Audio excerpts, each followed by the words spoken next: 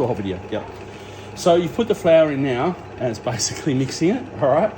And then you've got stop and extrude. So extrude's the process of when it's actually ready to go and comes out. What you want to do is just basically create, it's almost like rain. You just want to rain it over the flour. I feel like making the Hollanders. Like so, yeah, but using the egg mixture. So you can use water. So for every 1 kilo is 300 mils of water. For eggs, it's about 400 mils or thereabouts. And then what it does, it creates it into like a crumble. So you know when you make a bread crumble and you put it on top of apple crumble and that? It's almost that consistency when it's inside, and that means it's almost ready. And then you just pour it, come in. Oh, sure? Yeah, cool. So you just pour it over like this. Like so. And then you stop and just let it mix. And the other thing too, if you need to at any stage, you can actually open it during the stage and then close it and restart it. Then we pour it over slowly. And you just let it mix in. You'll see now, see it's starting to get that crumbly form on it already.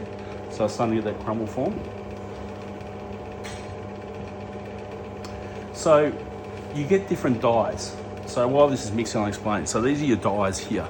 So this is where you get your different shapes, from linguine to fettuccine to spiral pasta, to penne.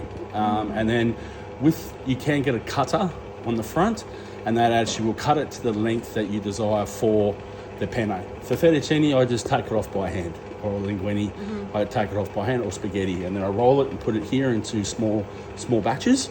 And then because you've got the egg, you can't dry this one. You have to either store it fresh and put it in the fridge. You can't leave it out to dry because it's got the egg in it. If you use semolina and water or flour and water, you can obviously leave it out to dry because there's no egg base in the product. Okay, and then we just go like this. Pour some more egg through there. Just make sure it rains, not too much.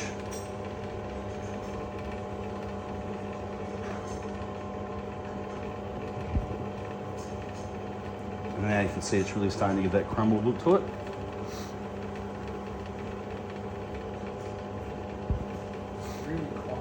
Oh, it's very quiet. And the other thing too is that you've got to keep it mixing, and you can't stop extruding and just leave it, because what happens is you'll get the pasta will dry out in here, and it'll cause issues. You've always got to make sure that the dyes are cleaned immediately afterwards, or put in water and then used. Okay, but you've got to make sure it's clear, otherwise it causes issues on there. Not too much.